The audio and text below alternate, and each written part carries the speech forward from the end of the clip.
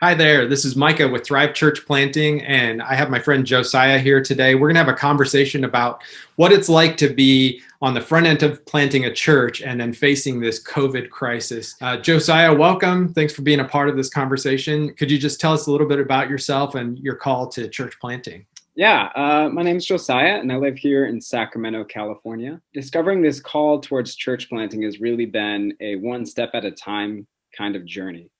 I've never felt a clear call towards church planting until I was actually in the process of doing it.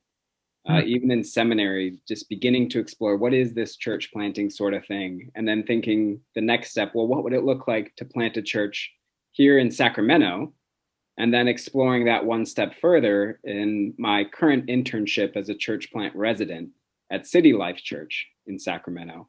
And then as soon as things started to take shape of, oh, I could see a church plant looking like this, COVID hit. And so now everything is starting to take on a new shape, and we're trying to see what things are going to look like on the other side of this pandemic. So how did the COVID crisis impact you guys? I'd love to hear that.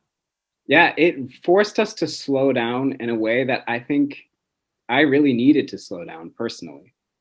I think a lot of church planters can resonate with this idea of having this vision for an incredible church plant with explosive growth and a thriving ministry where things are happening and there's energy and there's a lot going on. And then to go from that vision, in our minds of what we wanted to see, to this season of pause, of rest, of stop, slow down. It's forced me to do a lot more internal work as a church planter instead of the external relational work of getting a ministry going, which honestly, looking back, I'm really grateful for. Yeah, I love that. One of my friends says in church planting, fast is slow and slow is fast. And it really captures that idea. When we push fast for the externals, we might slow ourselves down by actually being a liability with the internals. But when we really tend to our souls well and rest and don't operate from a place of anxiety, God uses that in a really powerful way, like kind of an overflow of our lives impacting people in the church. So I love hearing that. Tell me about so now you're envisioning, originally you guys were thinking fall of 2021 to launch. Now you've slowed things down. What's that looking like now in this coming season? Yeah, now we're trying to build up a base online as much as possible by hosting conversations sort of like what you and I are doing with local Sacramento residents, with people who are plugged into the community, and then posting conversations just like this on a church website so that we can start building connections and community on an online presence while we can't be face-to-face, so that once restrictions start lifting, once vaccines are widely distributed and we can start getting back into this person-to-person relational stuff, we'll have a foundation of relationships, conversations, of new networks that we've been able to form via these online sort of conversations. So we're thinking of a website as sort of a virtual commons where people can gather, have discussions about what spirituality looks like in Sacramento, what a church community could look like here in Sacramento.